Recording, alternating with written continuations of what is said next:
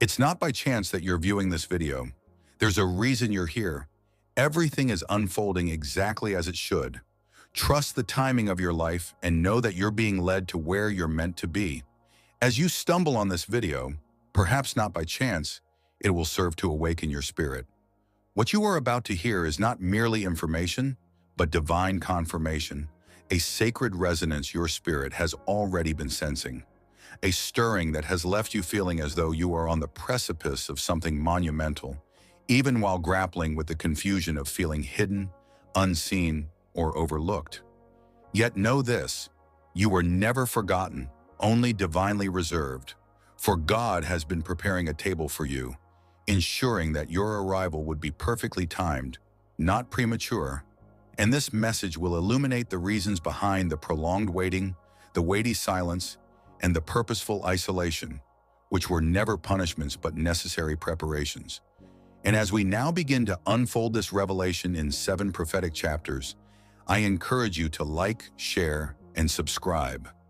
Not because this is simply content, but because it is a divine confirmation destined for the chosen ones who have been concealed, refined, and are now being summoned into visibility. And if your spirit resonates with this frequency, type 77 in the comments, a number that is far from arbitrary, but rather a prophetic code, a heavenly signal that you are in alignment with God's timing, positioned for divine purpose, and fully prepared to take your rightful place at the table that has at last been set before you. Not everyone will persevere to the conclusion of this message. Only those who have endured the hidden seasons, survived the deafening silence, and remained steadfast in faith while walking through darkness. And if you are among them, prepare to receive profound clarity, divine insight, and undeniable spiritual confirmation that this is indeed your appointed moment. For what you are about to hear is not merely to be consumed once and forgotten, but a living, breathing word, layered with revelation, infused with divine instruction, and overflowing with favor. Meant to be revisited whenever your spirit feels the pull, because with each repeated encounter, a new layer of your divine assignment will be revealed, and yet another door of purpose and destiny will begin to unlock before you. And so, with expectation in our hearts and purpose in our steps, let us begin. Chapter 1, You were hidden but never forgotten. Chosen one, let this truth settle deeply within your spirit, for you were not rejected but divinely hidden. And there is a sacred distinction between the two. Because when man excludes you, it often feels like abandonment. But when God conceals you, it is an act of preservation, protection with intentional purpose. For your invisibility was never due to a lack of light, but rather because your light was so rare, so potent, and so sacred that it could not be mishandled, exploited, or exposed prematurely. And God, who knows the weight of the oil, the magnitude of the calling, and the destiny woven into your life, looked upon you and declared, "Not yet." Not because your heart wasn't ready, but because the environment around you lacked the maturity, the discernment, and the spiritual alignment required to receive you without distortion or destruction.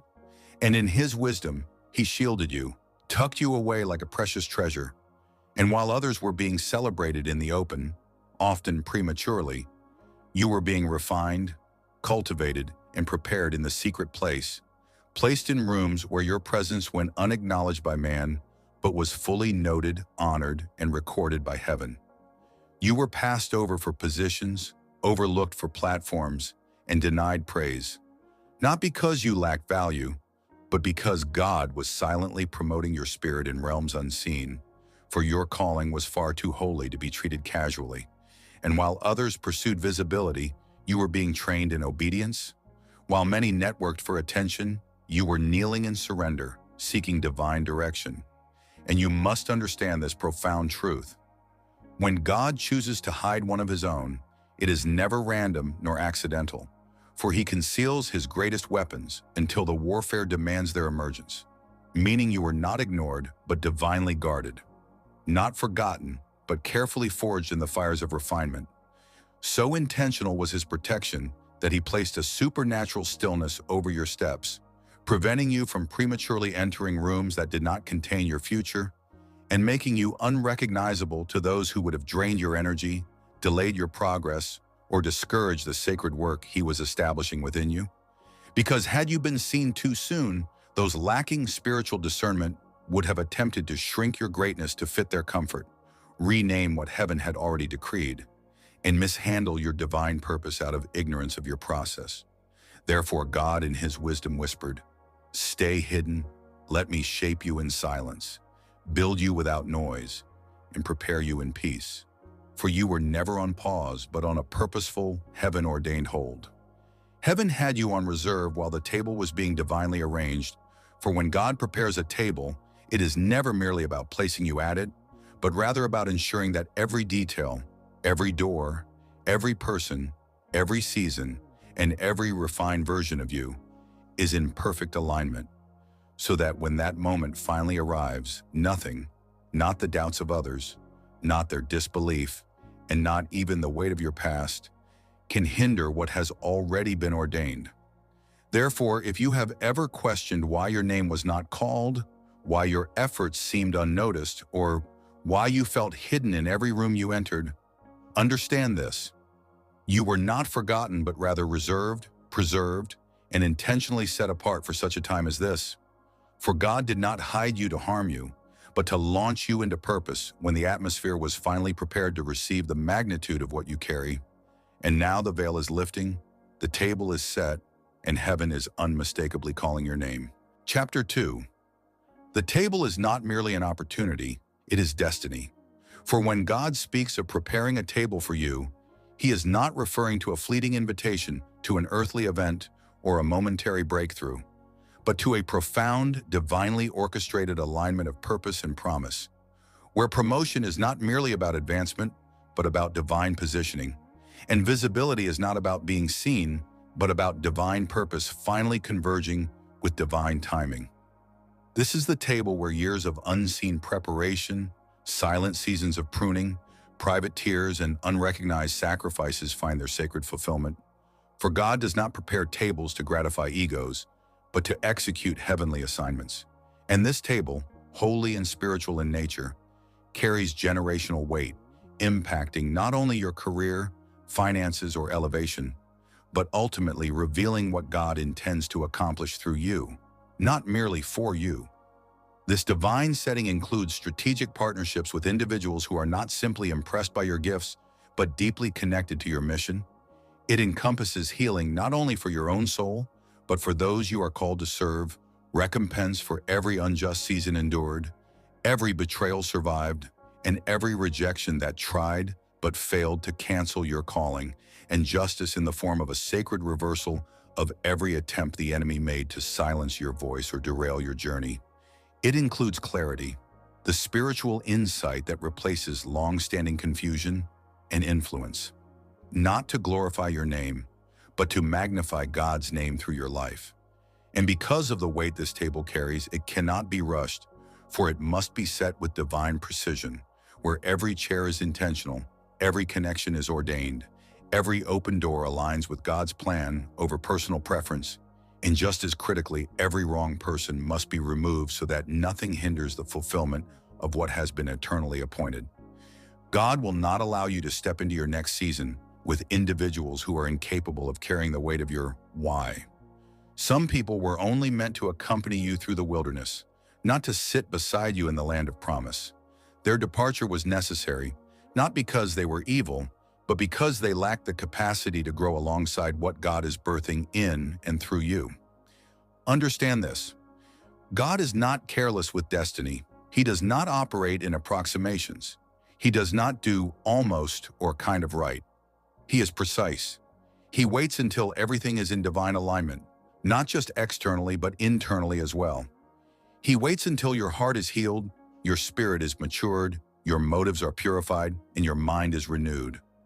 Renewed to the point where you can carry the weight of influence without being bound or broken by it. That is why it may have felt as though the table was taking forever to be prepared. Because this was never just about the table itself. It was about preparing the vessel. God does not want you to arrive at the table exhausted, insecure, or desperate for validation. He desires for you to be seated in peace, clarity, and full authority, knowing that you did not have to force your way in, beg, or perform to be seen. You arrived through obedience, and the table recognized your anointing long before anyone applauded it. So no, this is not just another opportunity. This is destiny in motion. This is a moment that heaven orchestrated long before anyone even knew your name. And when God finally says, "Come forward," it will not simply be your season. It will mark the beginning of your impact. Because the table is not the final destination, it is the launching point. And God did not just set the table for you, He set it through you so that others might partake of the overflow birthed through your obedience.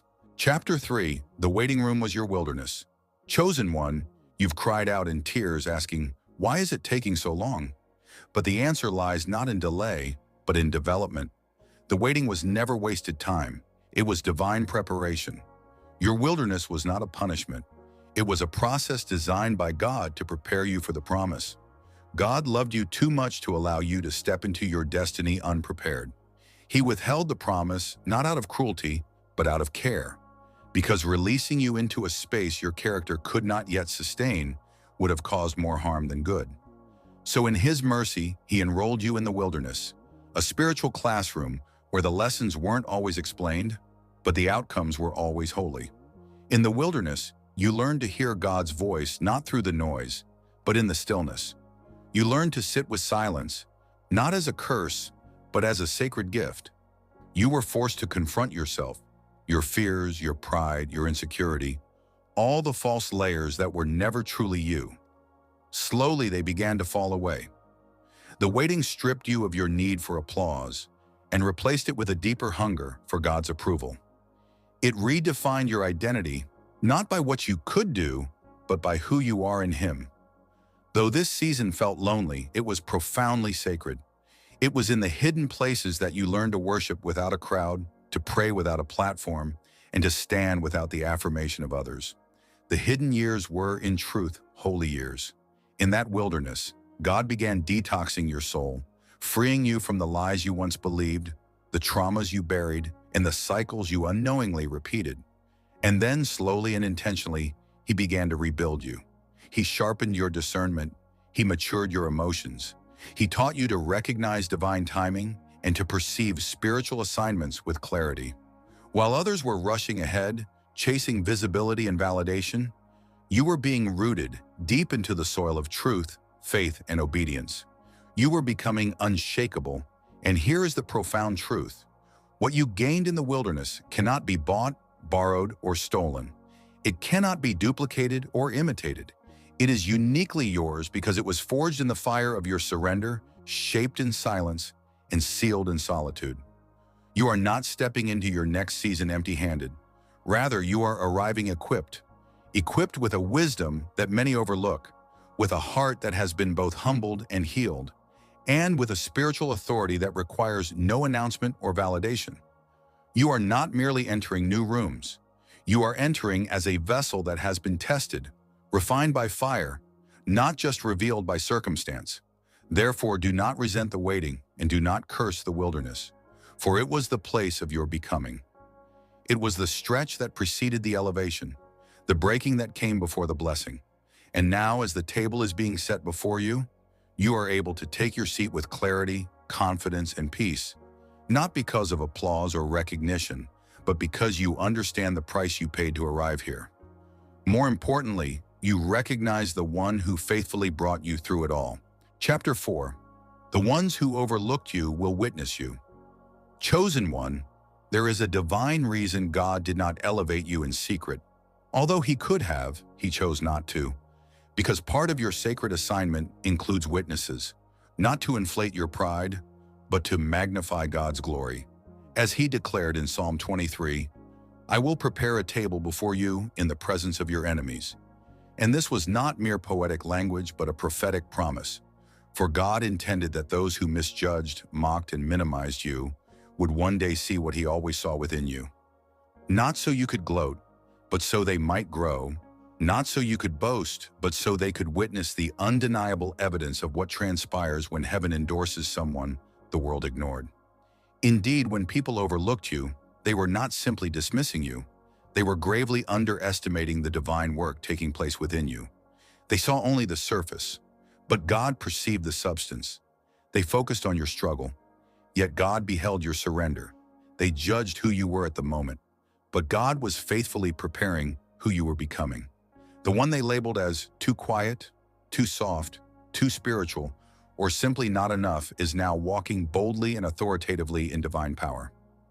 Not because you fought for recognition, but because you endured the process, remaining faithful when bitterness would have been easier and staying pure when retaliation seemed justified. Heaven took careful note. Now those who once ignored you have no choice but to acknowledge what they never anticipated. The one they overlooked is now shining with undeniable favor. The one they doubted is now delivering profound impact. And the one they laughed at is now leading with grace, compelled to reckon with the undeniable truth that God was with you all along. Yet here lies the essential key. This vindication is not about them. It is about God's glory being magnificently revealed through your life. When God elevates you before those who misread your story, it is not to shame or condemn them, but to correct the narrative, to illuminate the vast gulf between man's opinion and God's divine intention, and to declare that what heaven chooses, no human hand can cancel or overturn. You are not being showcased for revenge, but revealed for purpose. Those very people who once thought nothing would ever come of you will find themselves standing in rooms they never imagined, watching you walk in a fullness of blessing they never believed possible. And in that moment, they will not merely see you, they will witness the unmistakable fingerprints of God all over your life. This is what divine vindication looks like.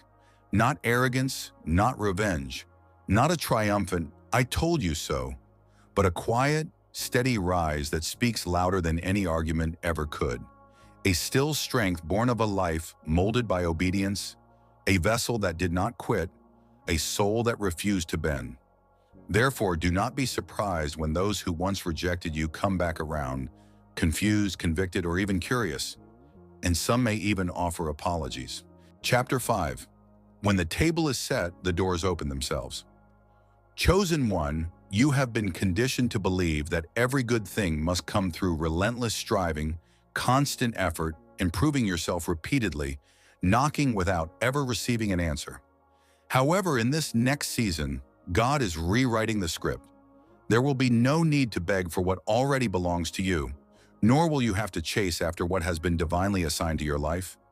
When God sets the table, the doors do not merely open, but they recognize you, and you will not be required to send out countless resumes or pitch your value to those who cannot perceive it, for you will be invited into places you never applied to.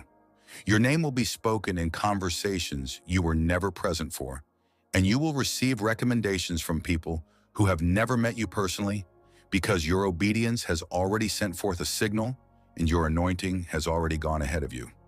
This indeed is the power of divine alignment. It orchestrates the collision of preparation and opportunity without force or manipulation. For God is not asking you to break down the door. Rather, He has already written your name on the guest list.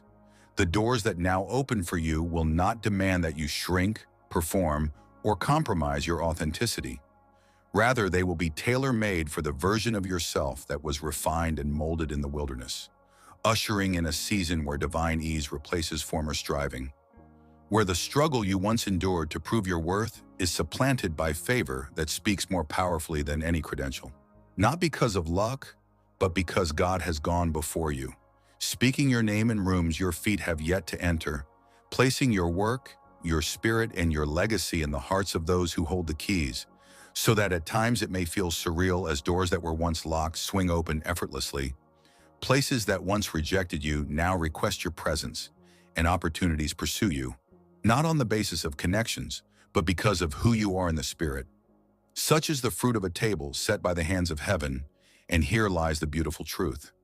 This time, the doors open not just for you, but because of you, as your presence becomes the access point for others.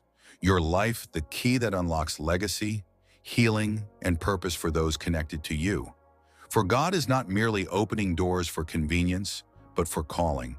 And they are opening now because you are ready in heart, posture, and purpose, seasoned, sharpened, and spiritually matured.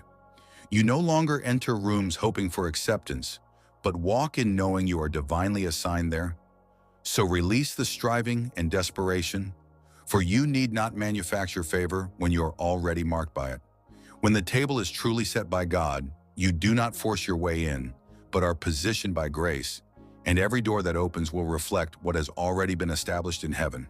You will not be pushing, but simply walking in. Chapter 6, Don't Shrink, when God finally calls you forward.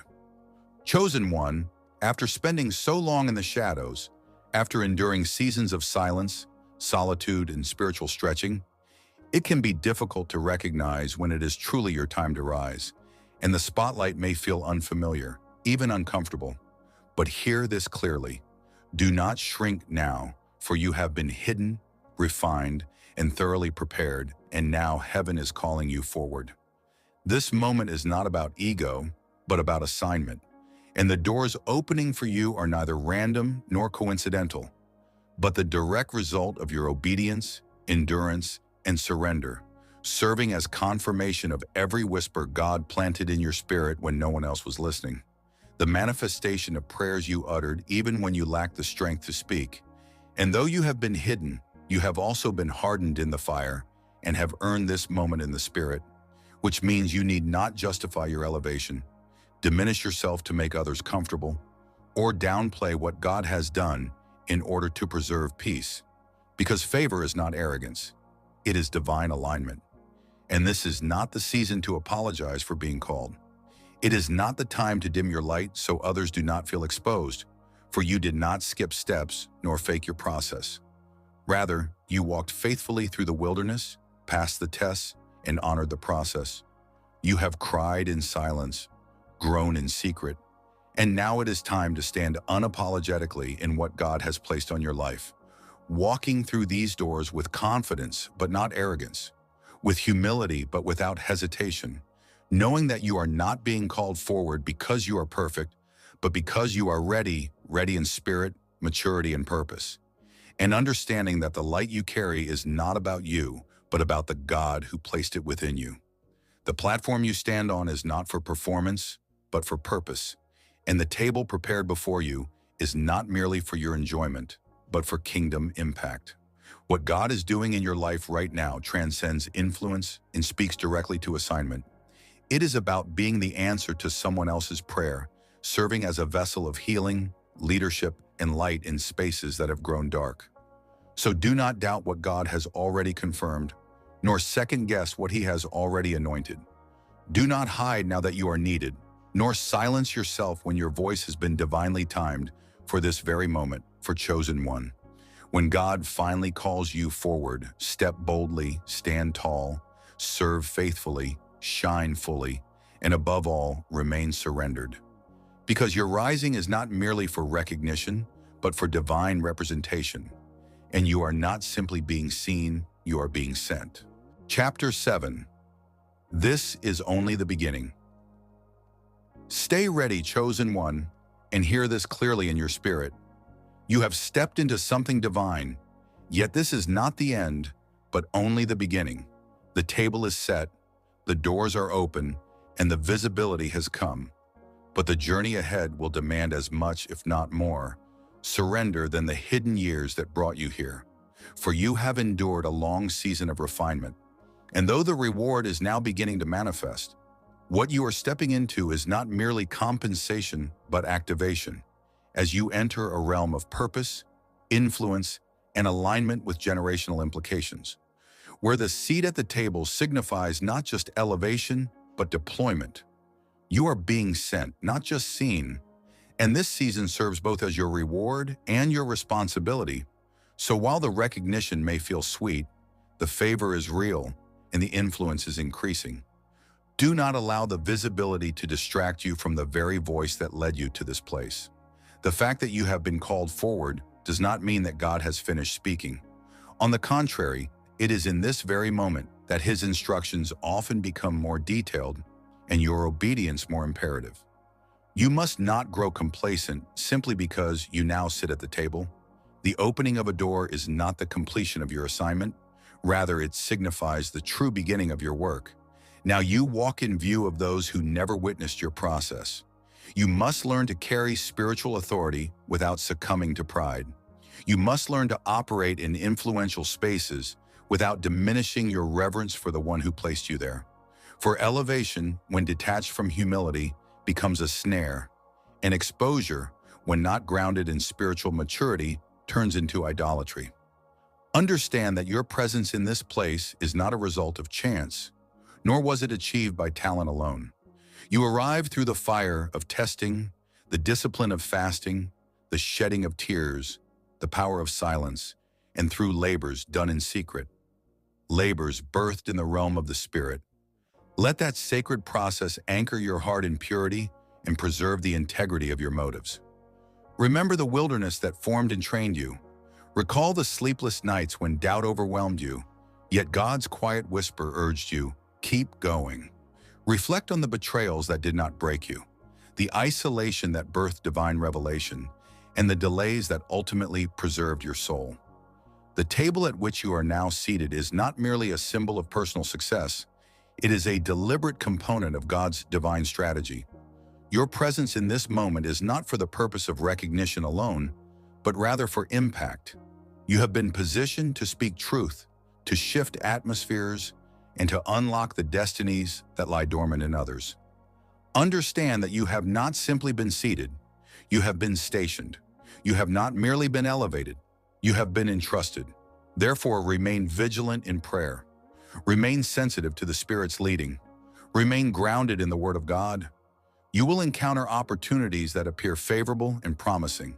However, you must remember that not every good thing is necessarily a God-ordained thing. You must walk in discernment with a heightened sense of spiritual awareness, for the ascent to new levels not only invites fresh blessings, but also incites new battles. The adversary who failed to prevent your elevation will now seek to derail your purpose through distraction. Yet take heart in this truth. The same God who concealed and protected you in obscurity is the very God who now holds you in visibility. The same grace that sustained you in seasons of hidden preparation will sustain you amidst the demands of public exposure. The same angels who guarded you in the realm of the Spirit. Let that sacred process anchor your heart in purity and preserve the integrity of your motives. Remember the wilderness that formed and trained you. Recall the sleepless nights when doubt overwhelmed you, yet God's quiet whisper urged you, keep going. Reflect on the betrayals that did not break you, the isolation that birthed divine revelation, and the delays that ultimately preserved your soul. The table at which you are now seated is not merely a symbol of preserved you in the crowd. The same angels that stood watch over your silence will now encamp around the platform upon which you have been placed. Know that you are not rising alone. Heaven rises with you. Therefore, guard your heart with all diligence. Do not pursue applause. Do not chase after numbers. Do not compare your journey to others. Instead, remain firmly anchored in your anointing. What God is accomplishing in your life is not ordinary. It is consecrated. And the weight of stewarding what is holy will never come at a low cost. And if you're still hungry for more chapters to this journey, or a visual concept for a video or thumbnail, just say the word. I'm here and ready to help bring it all to life. Thanks for watching. Here ends this video. Take a moment to like, share, and subscribe. If you find this video interesting,